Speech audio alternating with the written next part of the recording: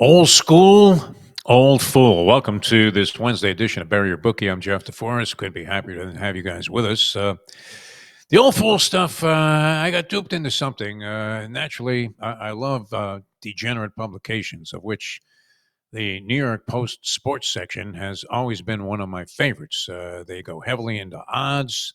They have race results, all kinds of things that you wouldn't find normally anymore in the sports section of a lot of newspapers because frankly, you don't find a lot of newspapers, and many of them don't have sports sections that are of any significance whatsoever. The Post, though, managed to maintain a lot of their integrity when it came to covering a broad spectrum of sporting activity and doing it in a very well and in-depth fashion.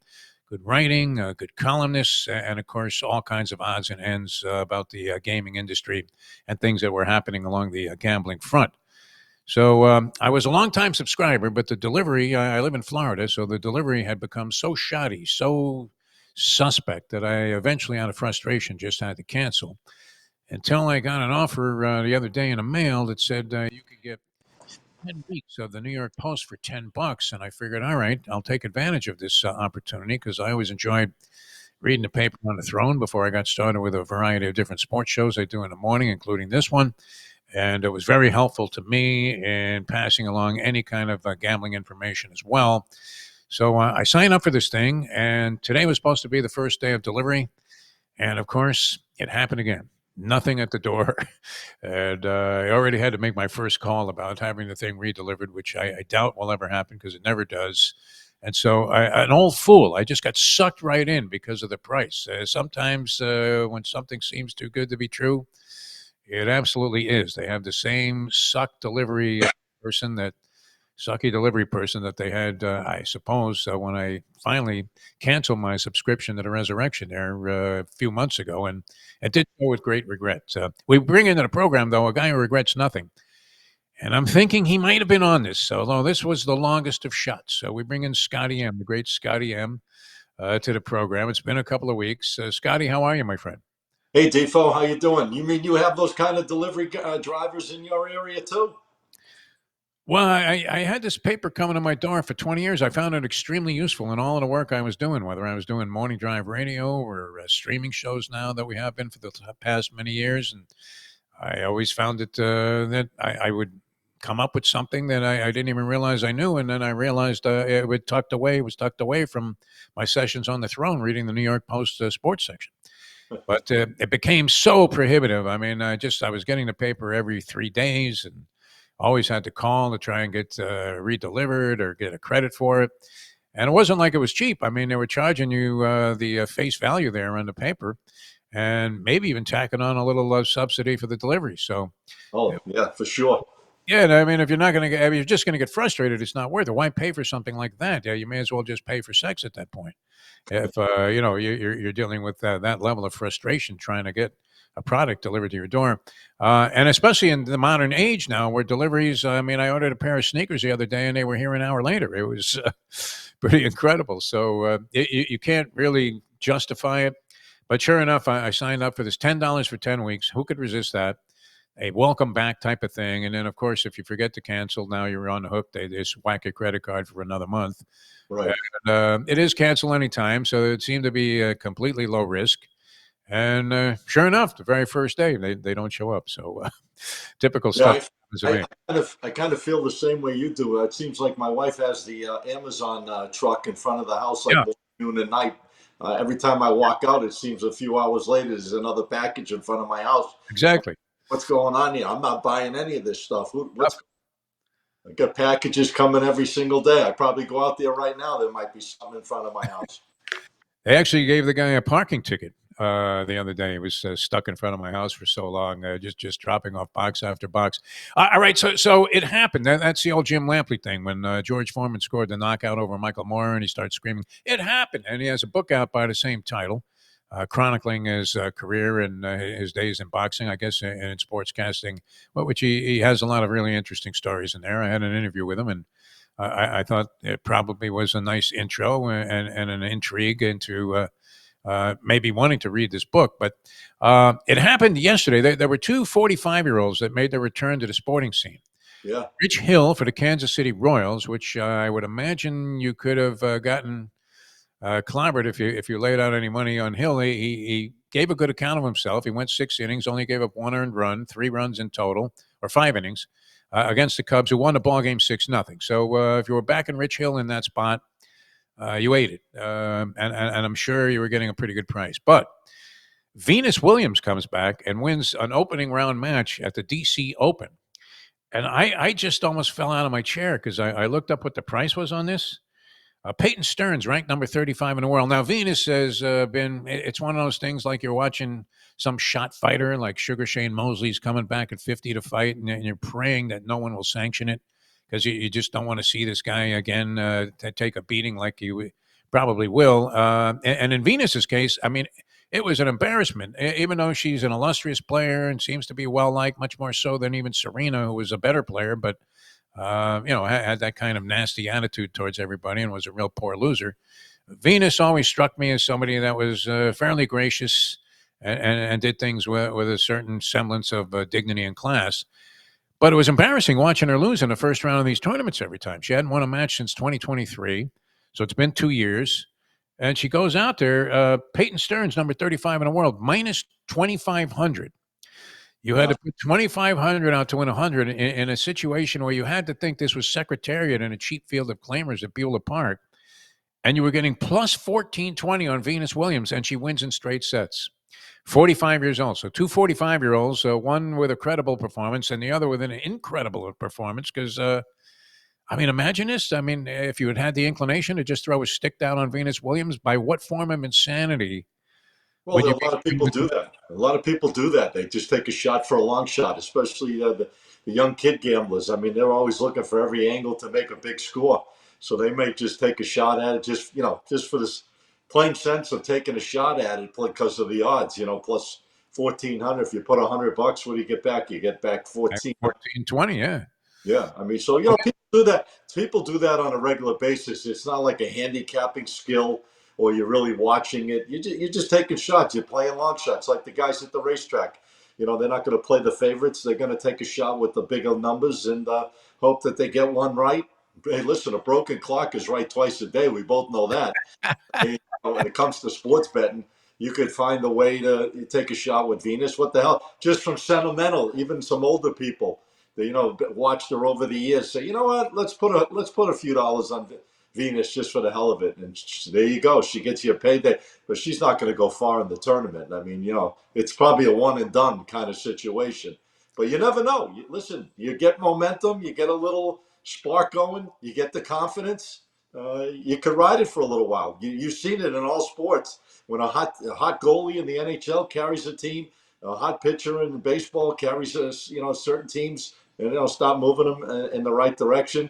A hot tennis player, in a tournament, he can go far. He might not win it all, or yeah. she, but at the end of the day, they can go. They can get to certain rounds that they probably weren't predicted to get to. So anything goes in sports. But yeah, Rich Hill last night. I mean, to be honest with you, everyone was talking about, either playing the Cubs at -5, -1.5 runs, and just bringing it down from 260 to like a -125 or 130, laying the 1.5. But no one gave Rich Hill any shot in that game. Obviously, against the red hot Cubs team and a very good pitcher they had going last night, and they were a huge favorite. And the Cubs are playing so well right now. I mean, very consistent, one of the best teams in the National League. They really haven't gone on a big losing streak. Maybe they lost 3 or 4 at the most, but they've been pretty consistent and bouncing right back after they go on these short little streaks of losing.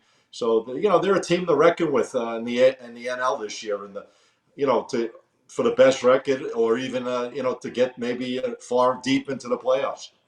Yeah, and it's not like they don't have their pursuers, but it seems like that race has tightened up a little bit. At least the last time I checked the standings.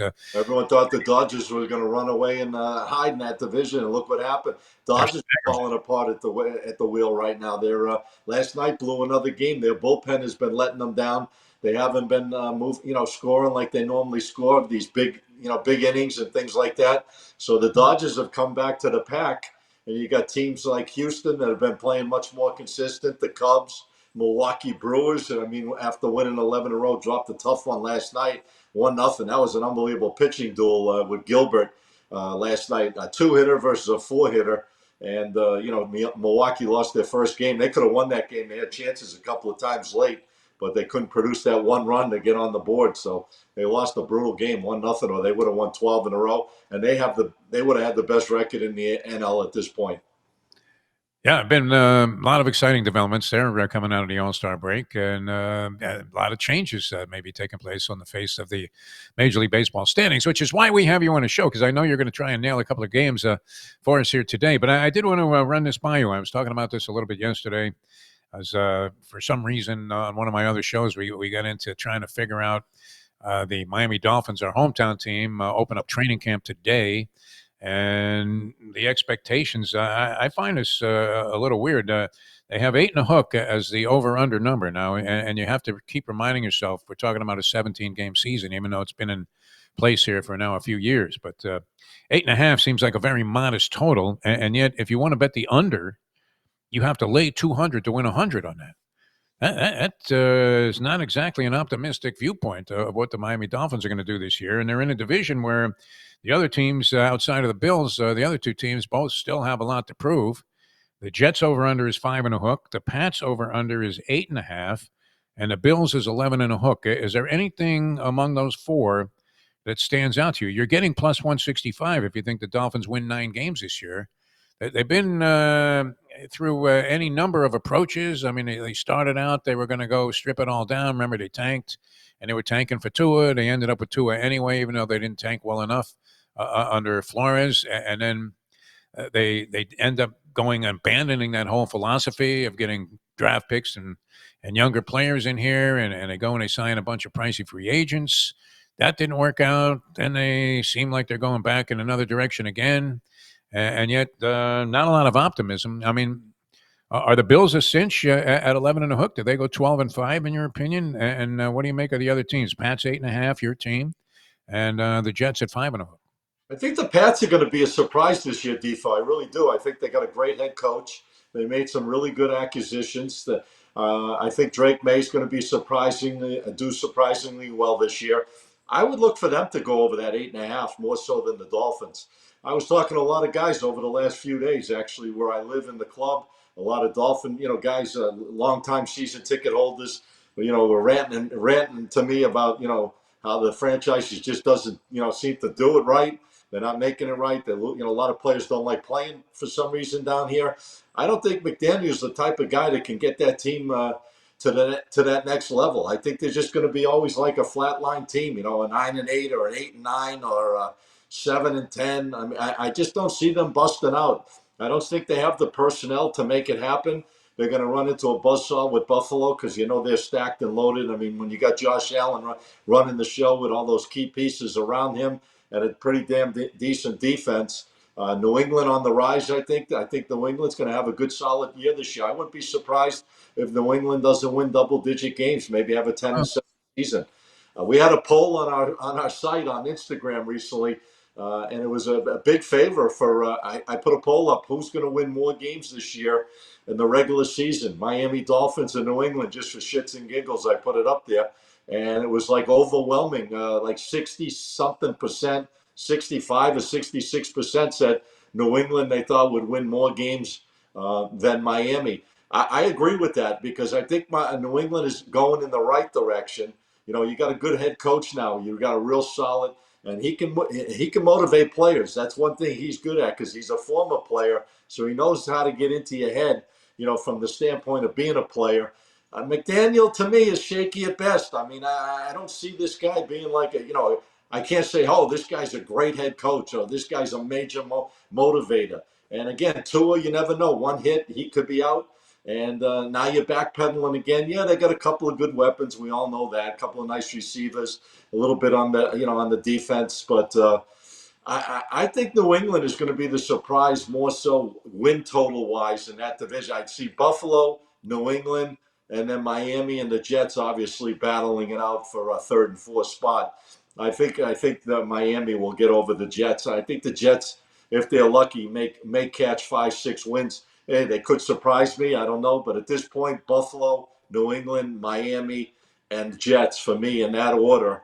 I don't think New England will outdo Buffalo at the end of the day for more wins. But that's what I'm looking at. I think New England will be the surprise team in the Eastern Conference of the AFC. That's not Not formulating because that of, opinion by any kind of bias by the fact no, that you no and Tom bias. Brady are like fast buddies. No bias, just strictly facts. Hearing from people up You don't there, want to bet with your heart, Scotty. You don't want to bet with your heart. You know that. no heart, no heart, no heart. Ben, right here, Defo, right here. All right. Well, I didn't cash on Venus Williams. I don't know what form of hallucinogenic drug I would have to have ingested to even think about that she was going to win a match. She occasionally wins a set. You might have bet on that to beat the number 35 player in the world, Peyton Stearns, who isn't bad. I've seen her play. Seemed beyond improbable, and the bookies, as you said, because of the sentimental factor, might have taken it on the chin on that one, laying 14-20 to 100 for. The only thing I don't like about tennis, Defo, they got such big middles on that. Like you said, she's 25-1. The other Yeah, side's 1,400. I mean, there's so much of a middle that the house is taking on you. I mean, it's really a disadvantage if you think about it. I mean, it was like Alcaraz when he was going against Dimitrov. He was up 2-0, and if he didn't get injured, he probably would have won that match. But it was 4,000 minus 4,000 for Alcaraz, but only plus 2,000 the other way. What a yeah. big spread! I mean, it's like they're really making it not exciting. I mean, yeah, you could take the 2,000, but if you think about it on other games, the spreads are not like that, like they are in tennis. I mean, big numbers like 1,100 spread from 2,500 to plus 1,400. Yeah, it worked out with Venus, but you really should be getting like about 1,700. It should be 2,100 and maybe 1,800 come back the other way or 1,700. But they skim a lot of the juice on these tennis matches. I don't know why they make it such high numbers between the favorite and the underdog. Is Because they really can. That's why. yeah, of course. Well, yeah, of Yeah. course. Uh, Yeah, I mean, to lay 2,500 to win 100 doesn't interest me, no matter what the circumstances are. right. Even as much as a cinch as you would have to think this Peyton Stearns was, and as you said, anything can happen. I mean, it's kind of like a fight that gets stopped on cuts, and they go ahead and let the guy finish, the round, and they score that round or whatever, and he somehow loses on the scorecards, and you're thinking like the Dimitrov match, where I mean that was against Sinner, by the way, and Sinner goes on to win the tournament. It looks like he's not He's only on great. the ropes, but he's Yeah, about to make an exit. Although we've seen that many times, and it's now part of my new theory on betting. Wait till your team and/or your, in this case, an individual, is at the absolute worst point that they could be at, the most improbable chance of winning, and that's when you send it in.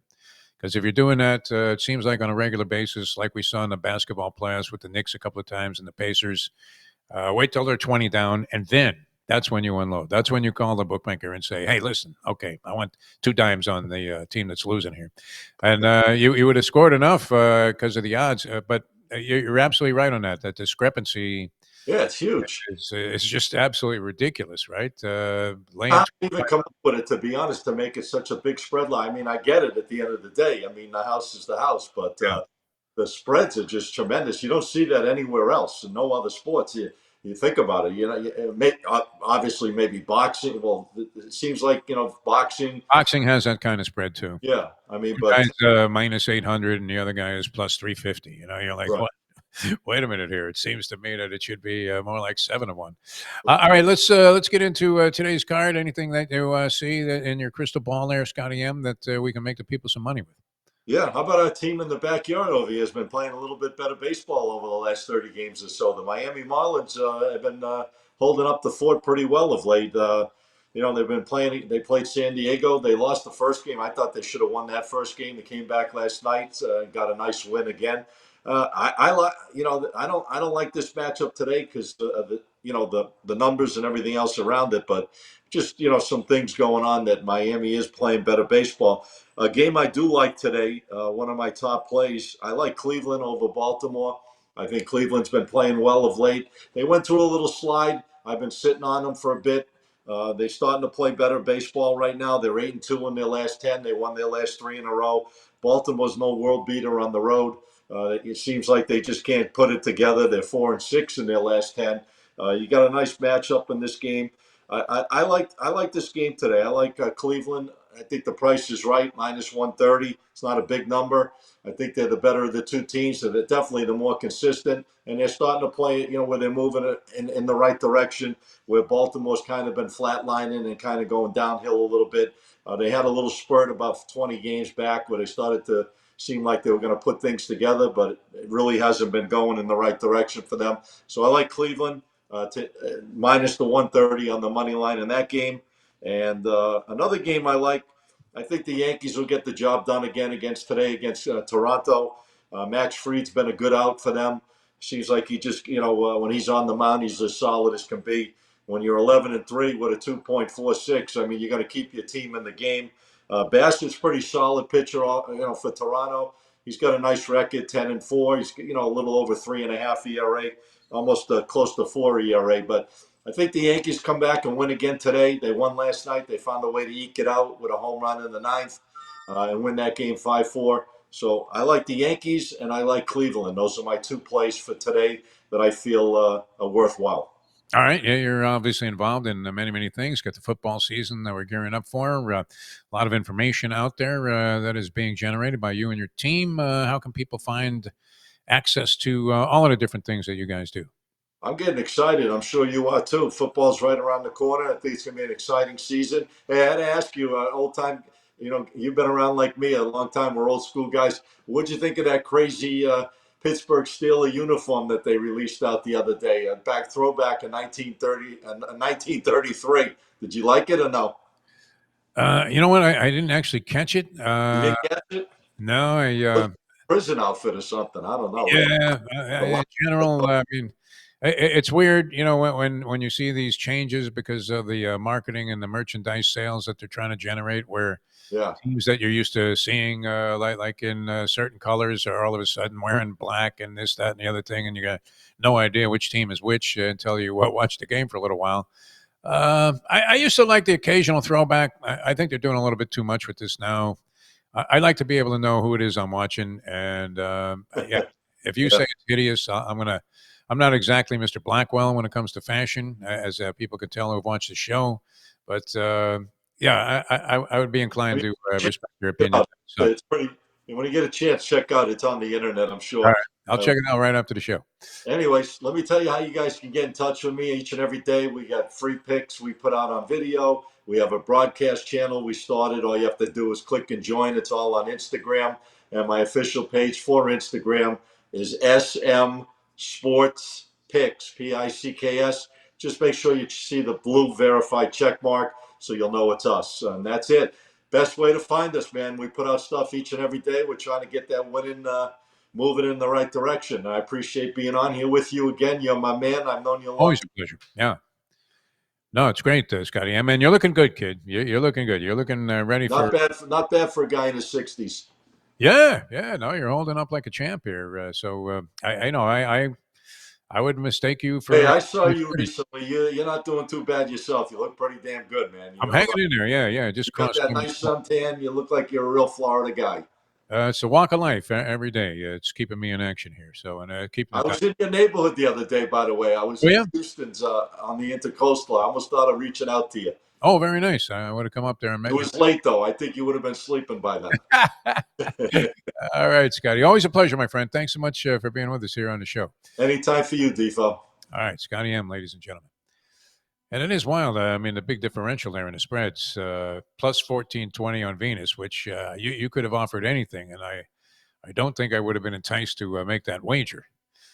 If it had been plus 3,000, I mean, would you have been more inclined to think that, wow, I'll take a shot with this? Because essentially, it seemed like you were taking a lighter to $100 bill if you were backing this woman. Hadn't won since 2023. Little reason to believe it's not like she's been playing frequently. And you're saying, well, it looks like she's rounding into form. There was no evidence of any of that. And she beats the number 35 girl in the world, Peyton Stearns, and delights her backers with 1,420 for a single $100 bill. All right, hopefully you guys were on that. And Scotty M liking the Cleveland Guardians today and the New York Yankees with Max Fried, their ace on the mound. Good luck on that, whether you're betting them individually, parlaying them, or going the other way. Let's hope that we are united in this one cause, and that is to go out there every day, people, and bury your bookie.